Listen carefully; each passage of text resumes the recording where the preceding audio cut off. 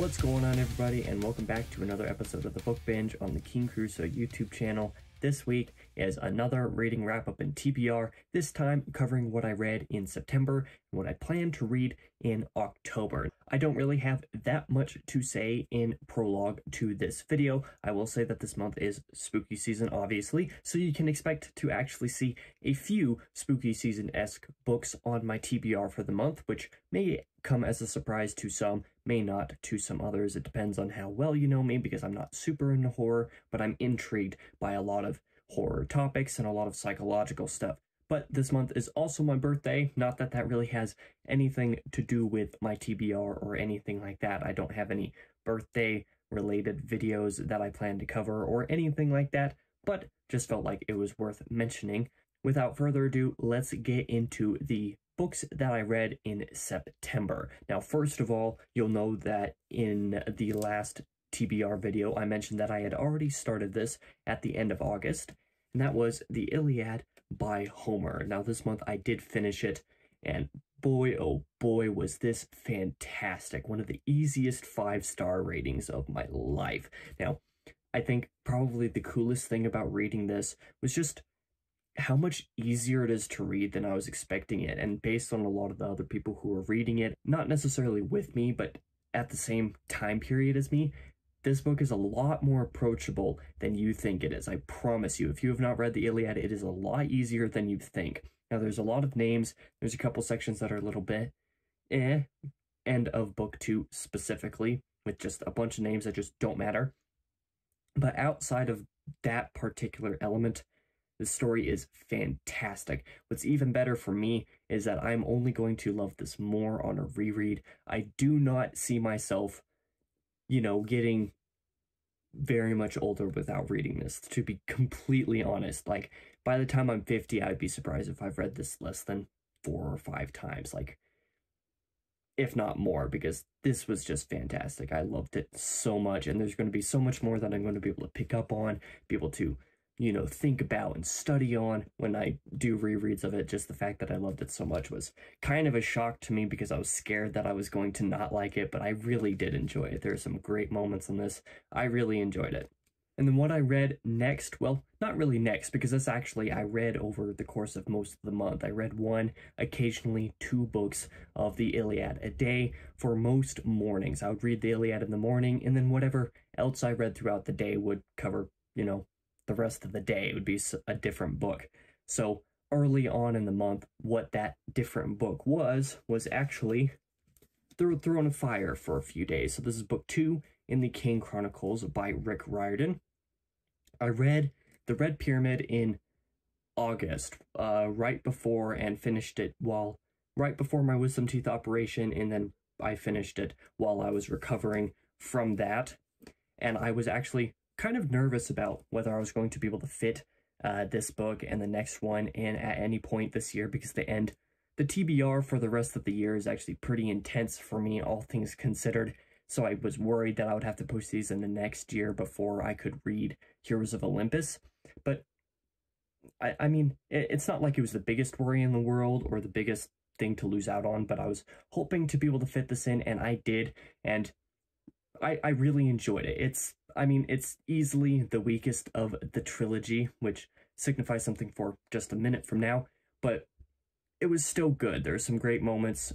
Some of the images in my mind, like, if I ever thought about the Kane Chronicles before I did my reread this year, there was like 1 or 2 scenes from it that I could just remember off the top of my head from when I read it back in middle school, and all of the scenes that I remembered were actually from this book, and that caught me by surprise. I mentioned when I read The Red Pyramid that while reading it, it was weird that I didn't remember anything, but that all of the images that it conjured up were like deja vu, like I remembered imagining those images when I read it before, so that was kind of cool. But there were a couple scenes in this that I actually did remember to a very small extent, so yeah, I did really enjoy it.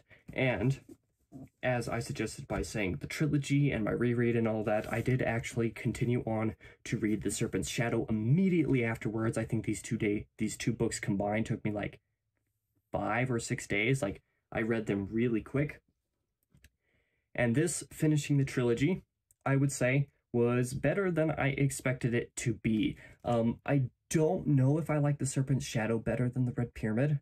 I might. There's a particular element of this last book that is probably the worst part of the entire trilogy, to be quite honest. But the way that the climax happens and everything that the trilogy culminates in is just so brilliant that I couldn't be mad at it. I still rated it 5 stars, even though that element was like aggravating to a small extent. But Rick Riordan does such a good job in creating a finale. He does such a good job in build up and bringing things back in a series that either you forgot about or that didn't seem important, but then no, wait, they're actually important, and he brings them back to play a role in the very end. He just does that kind of thing so brilliantly, and I thought that it was really good in this book. What was even crazier for me, though, was that I mentioned that book 1 I read, and some of the images that popped into my mind were pretty much the same as when I read them years ago, even though I didn't remember those images.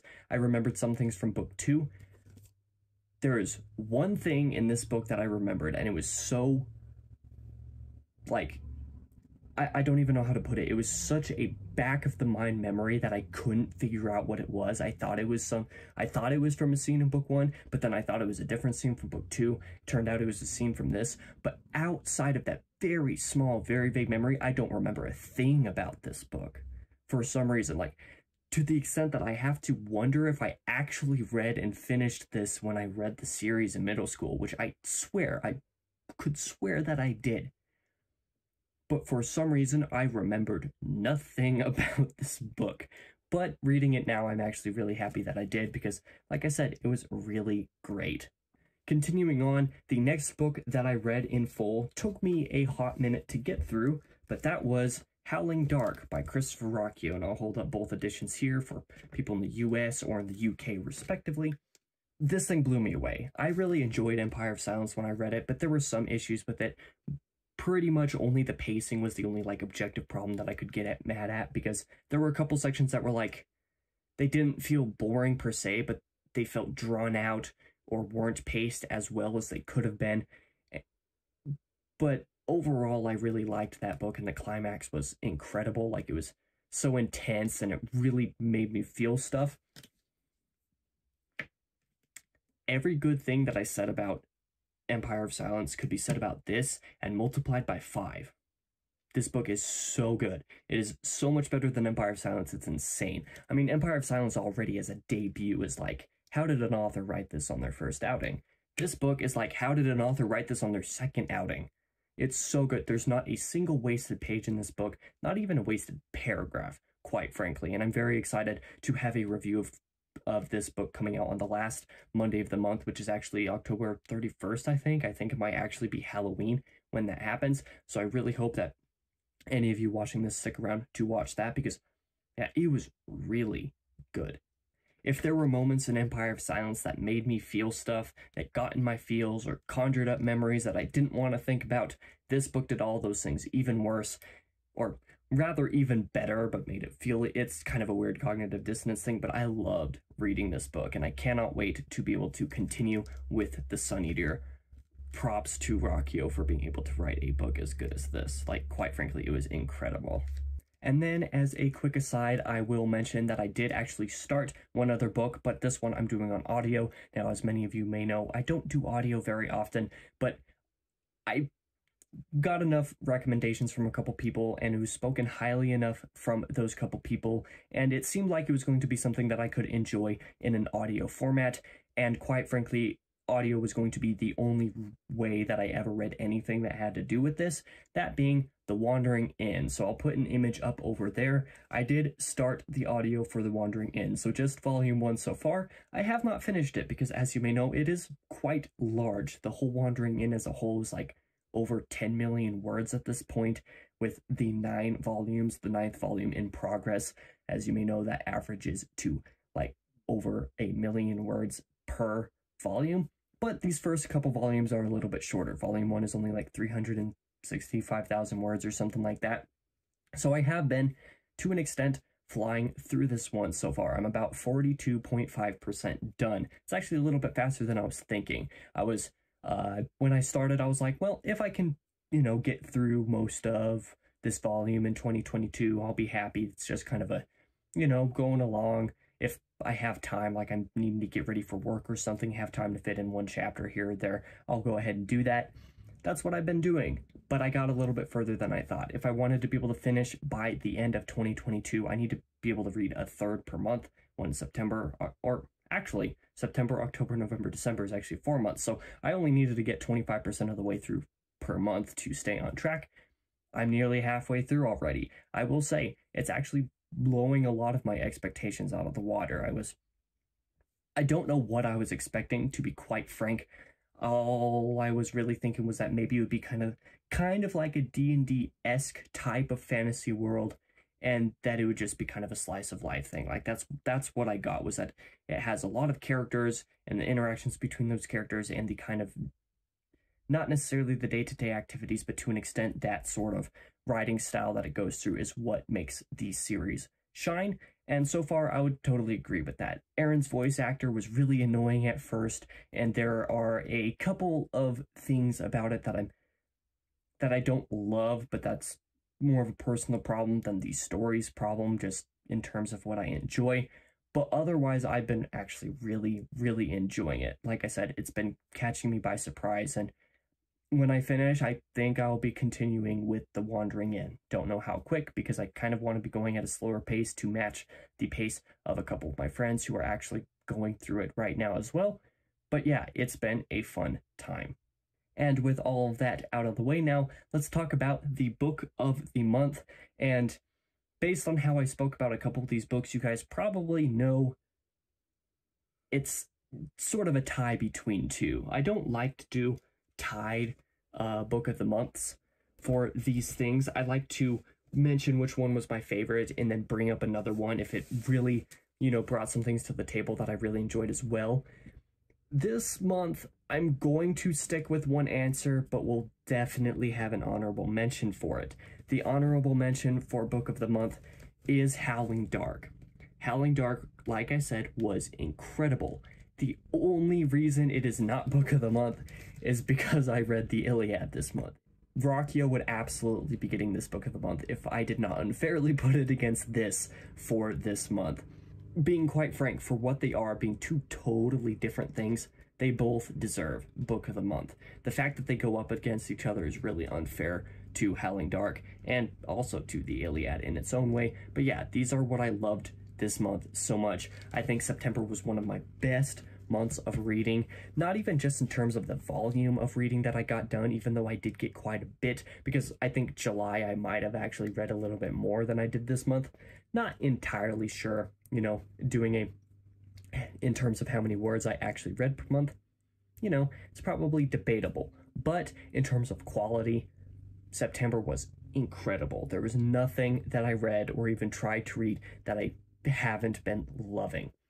That actually goes a little bit into what I'm going to be reading in October. Now that we move into that section, I did technically start The Odyssey by Homer, and I wasn't sure if I was going to be able to fit this in this year, or if I was going to want to, or anything like that, depending on how much I enjoyed the Iliad. But by the time that I got a little bit over halfway through the Iliad, I was like, I'm loving this so much, it would be a travesty if I didn't read The Odyssey as soon as I could. So I've read the introduction, as you'll see by my bookmark right here.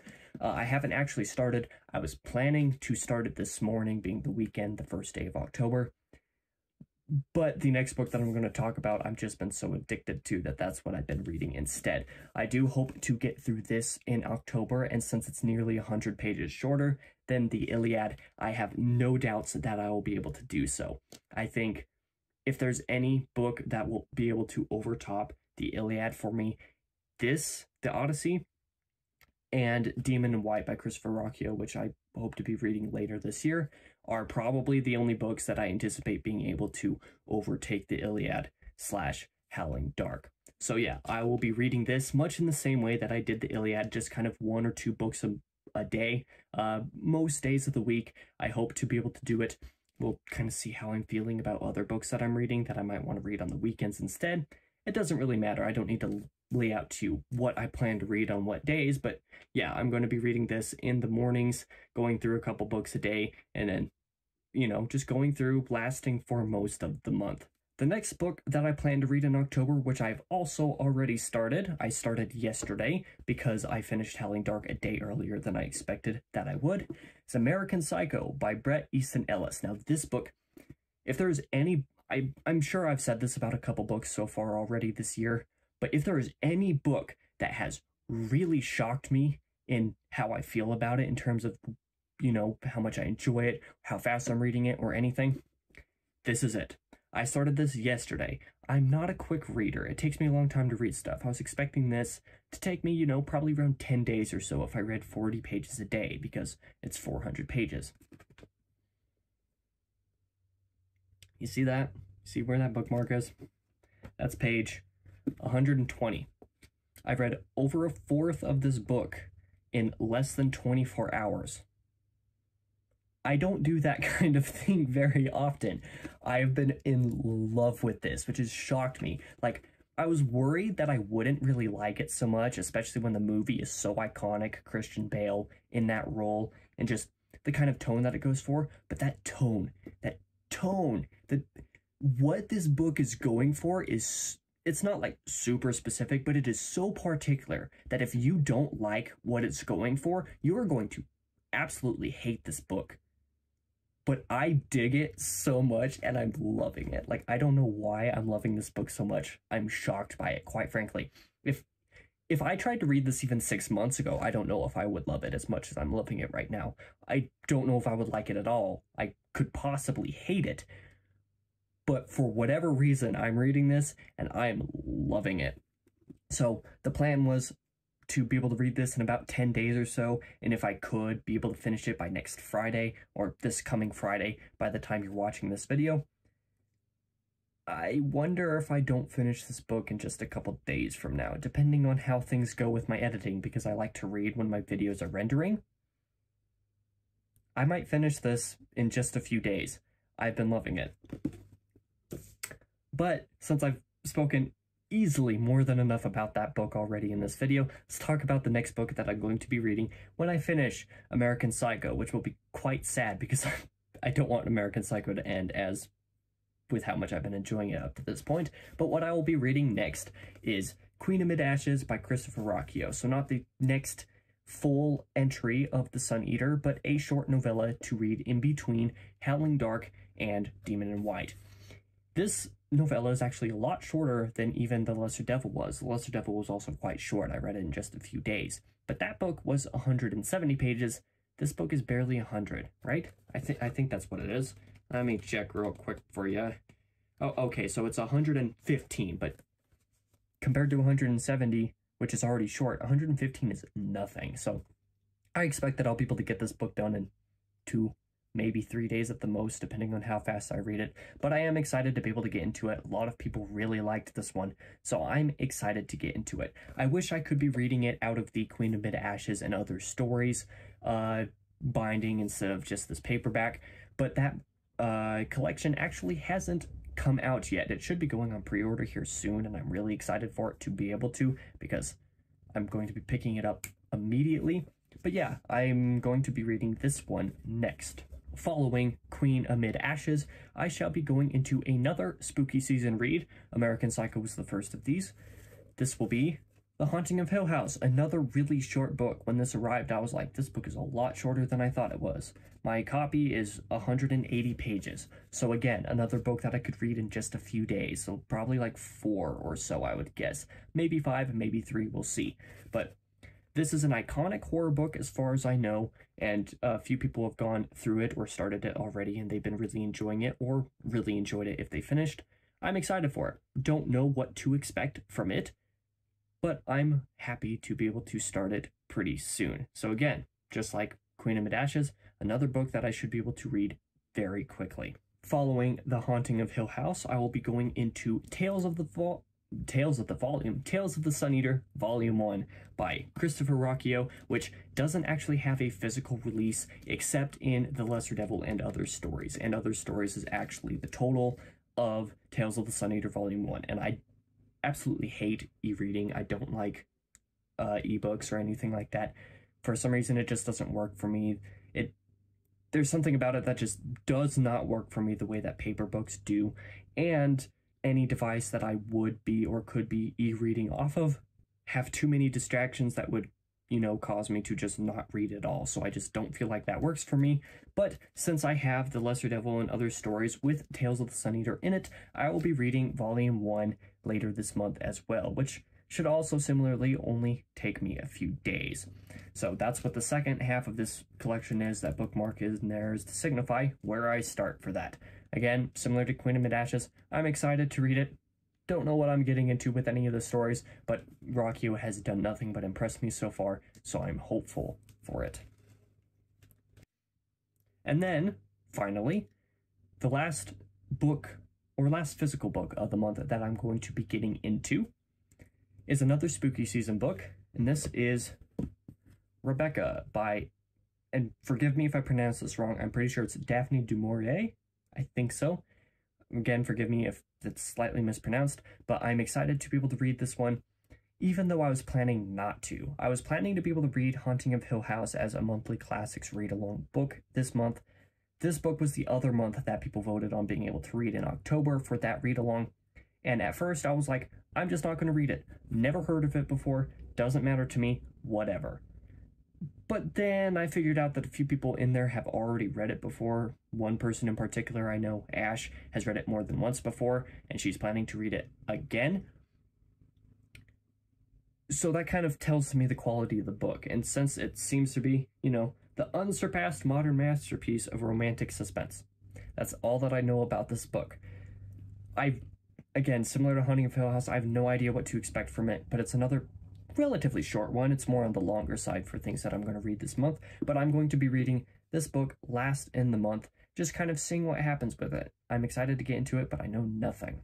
But I did clarify that Rebecca was the last physical book that I'm going to be reading this month, because the last thing that I'm planning to do this month is actually continuing The Wandering Inn, the audiobook. Don't really have much else to say now since I already talked about it earlier in the video, but I hope to get to at least 66% of the way done, you know, about 2/3 of the way if I can. That would be super nice, but you know, we'll kind of see what happens if I have time to be able to do that. Again, spooky season stuff, I want to be able to do more stuff with friends. My birthday is also this month as well, so who knows? Time may be a lot tighter this month than I'm anticipating that it will be, but we'll see. And I did mention in the last reading wrap-up and TBR video, actually, that I do have a little backlog of stuff that I need to catch up on, being of A Tale of Two Cities by Charles Dickens and Count of Monte Cristo by Alexander Dumas, being monthly classics that I need to catch up on since I wasn't able to read those when those were planned in the monthly read-along schedule. I'm going to be adding another book into this little section. That is, I believe it's right there, Tides of War by Steven Pressfield. I did put that one on pause/DNF in the last month's video, but I do hope to be able to finish that at some point, so that's just kind of one that I'm adding onto that backlog to catch up on if I have time, which will almost certainly not be any time this year, but we'll see what happens. Super sorry, I'm looking at the time stamp of this recording and it's at 29 minutes. Very sorry for the long video this time around when normally these ones aren't super long. But thank you for sticking around, and for everybody who always sticks around and watches most of, if not all of my videos, depending on what they're on, even though most of my videos are just reviews that people tend to not care about. I really appreciate all the support and all the people who are excited about the stuff that I like to get excited about. So I appreciate all of you. Thank you. Next week, I'm going to be reviewing... What am I reviewing next week? Oh yeah, it is spooky season. Next week I am actually going to be reviewing The Bird Book, which is the fond name that I and some other people refer to The Obscene Bird of Night by Jose Donoso as. So, since I don't read many horror books, and that's a horror-esque book that I read earlier this year, I did want to be able to fit that review into October specifically for the spooky season, so I hope you guys come around next week to be able to watch that. Otherwise, this is the end of this video. Thank you guys for watching. I'll be back again next week.